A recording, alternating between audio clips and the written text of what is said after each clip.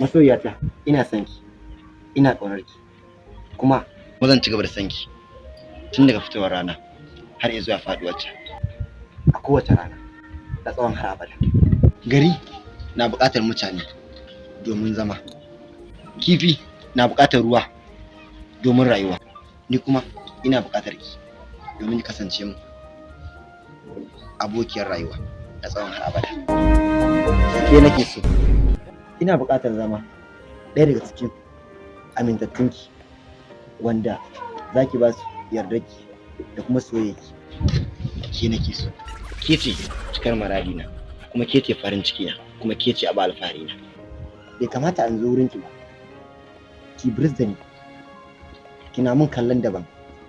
Ya kamata a ce ki duba izuwa gare ni, bayan nan ki karɓi soyayya na a duk lokacin da zan ganki. Domin masu magana sun ce ka damu da wanda ya damu da kai.